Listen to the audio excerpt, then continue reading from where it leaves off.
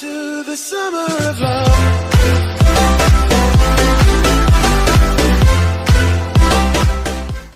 Business family, D.Woods with FrugoBee.com. I left off on my last video saying something magnificent happened. So here's my story. After being what I felt was a complete failure in life, after losing my career, being forced out of business because the mortgage industry changed, and I enjoyed so much being a broker, I tried to get back into the game, but I couldn't. Every door was shut. I sent out hundreds of resumes, and here's what I got, okay? It said either you're too overly qualified, or it said you do not have a bachelor's degree. True enough, I didn't have a bachelor's degree because I didn't finish college. Now, you know what? A lot of people will not tell that, especially on YouTube and social media, because they want people to have a false pretense of who they are.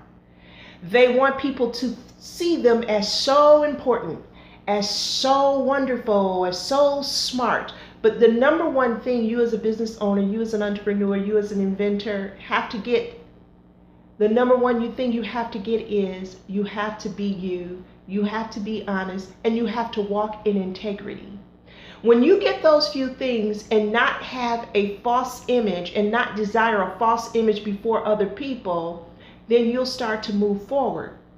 The number one thing that you don't want to do is you don't want somebody to like you just because they think you have all this degree, so you're so smart, or because you have all this money.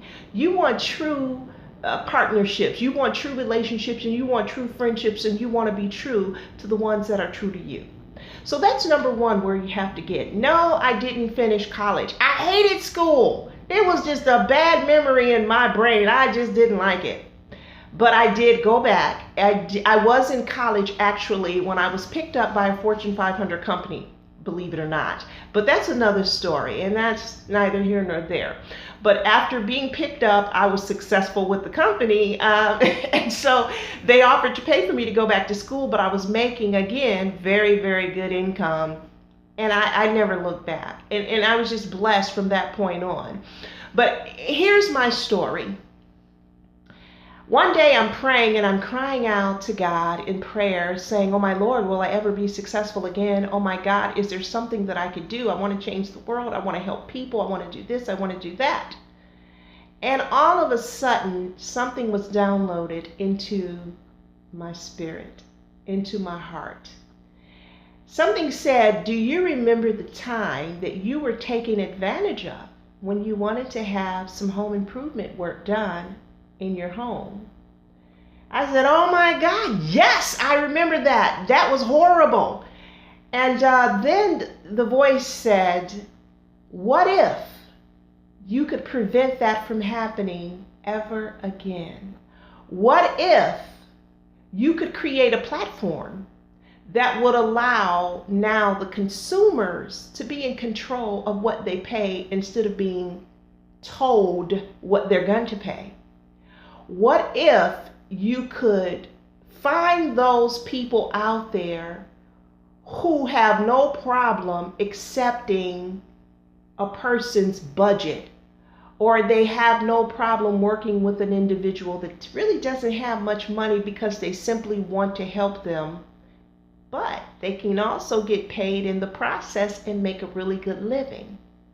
And I'm thinking, oh my God, what is it that I'm hearing? This is really good. And the voice went on to remind me in detail of what happened to me quite a few years ago with these particular contractors, and how every last one of them told me, you will never be able to find anyone to do it for less.